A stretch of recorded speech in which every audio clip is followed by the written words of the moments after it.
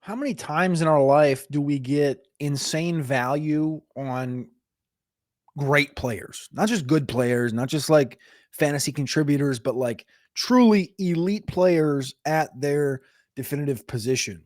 2025 is going to be that year for, well, I think it began out as a Christian McCaffrey value year. Now he's into the top 10. Travis Kelce, though, a guy that over the course of the last decade has finished as tight end 2, 2, 1, 1, 1, 2, 1, 1, and 6 last year, has been phenomenal. He's one of the greatest tight ends to ever grace the world, everything. My lighting is coming through very greatly. It's fixed now. Travis Kelce's a value in 2025. And it's not something I guess we should have expected. He's currently going off the board right now, right around tight end 6 after Brock Bowers, Trey McBride, George Kittle, and then it's Travis Kelce. And if you look at it, it's pretty clear gaps. And TJ Hawkinson was in there as well ahead of Travis Kelce. When you look at like the other receivers going around Kelce, it's Khalil Shakir, it's Brendan Ayuk, it's Deebo Samuel. Running backs, it's Javonte Williams, it's Tony Pollard. An area that Kelce should not be sitting in right now. And I just am kind of looking at it as, well, we've been so used to the last couple of years, Travis Kelce being drafted 20th, 16th.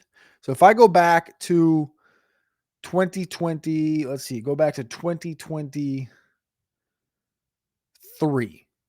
I'll bring up our 2023 data quick for those drafts. So this was just 2 years ago.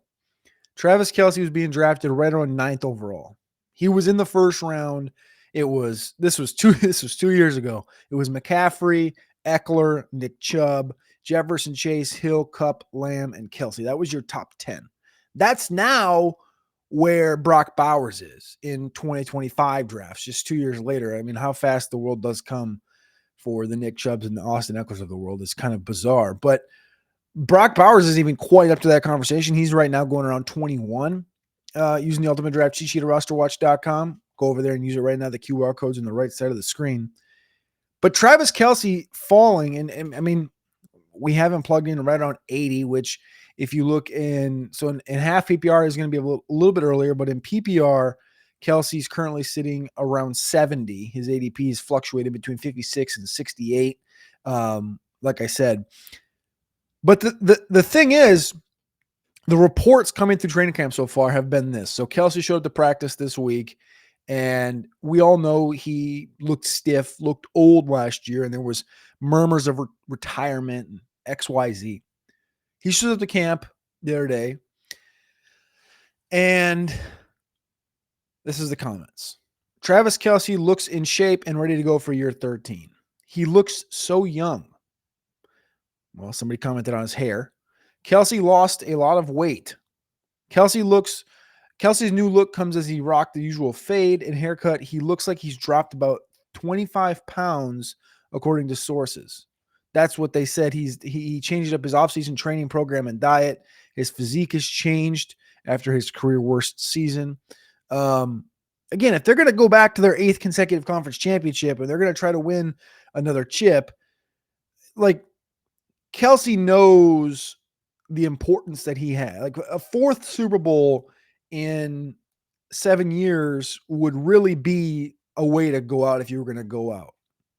This is not unwritten. This is not an unwritten book for a tight end to, bounce back in, what is it now? I just had it up. Year 11 now for Kelce. Like, we've seen, obviously, the Tony Gonzalez's of the world. We've seen the Jason Wittens. The Gronk obviously retired a little bit early. Those names. And when I look at the advanced stuff with Travis Kelce, I talked about him finishing as tight end 6 last year, 1-1, 2-1 the years before that.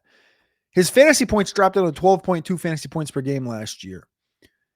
His yards per reception dropped from 12.2 to 10.6 to 8.5. Not a good trend line. I get it. I'm not going to be naive here.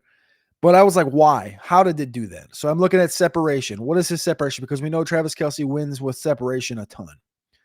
Last 5 years, starting this past year, 3.3 average yards of separation per route. Year before that, 3.7, 2.9, 3.3, and 3. So he's right at average. His separation skills are still there. He loses a little bit more weight. We should see him stay in that round area. Yards after catch per reception the last 5 years. If you go back to 5 years ago, 5.8, 6.4, 4 years ago, 6.2, 5.2, 3.8. So his yards after catch per reception has dropped nearly 3 yards per reception over the course of the last 4 years. It dropped 1.5 yards last year. It's dropped 2.5 over the last 2 years. So breaking tackles, turning up field quicker, the split second stuff that's kind of like this, right? Then the other thing is just touchdowns. I mean, he's used to having every other year double-digit touchdowns, and instead of having a positive regression from the 11 to the 9 to the 12 to the 5 up to the double digits, he only had 3 touchdowns last year. Because if you go look at the Chiefs' output, Noah Gray had 5 touchdowns on 40 receptions. DeAndre Hopkins had 4 on 41 receptions. That's 9 touchdowns that otherwise in prior years would have went to Kelce. That can directly correlate to why this guy didn't finish as the top tight end and the top tight end or number 2 tight end in the sport. Touchdowns. Like it was literally the worst year he's ever had as far as touchdowns go. And I'm not going to say touchdowns are the most. I will say this: touchdowns are the least predictable stat in fantasy football. But man, if there was one team and there was one situation where I thought it could have a positive regression, it's going to be Kansas City. This guy's down 15 to 20 pounds. He's going for his 4th chip, 8th consecutive conference championship. They want to go out the right way with Andy Reid, Patrick Mahomes, and Travis Kelce. Obviously, Mahomes got more years left. Travis Kelce going off in the 60s, in the 70s in these drafts. We got a value on one of the best tight ends in the sport. You have to take those values. And I know I'll talk on other shows, and we've talked on some shows about, the Kyle Pittses of the world, the Brenton Strangers of the world, these guys that are 15, 16, 17th round picks.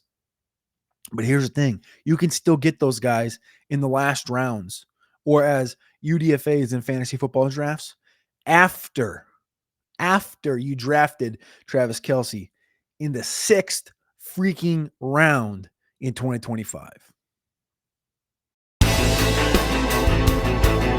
This is Anthony Richardson, and you're listening to RosterWatch. This is AJ Brown, and you're listening to RosterWatch. This is Josh Allen, and you're listening to RosterWatch.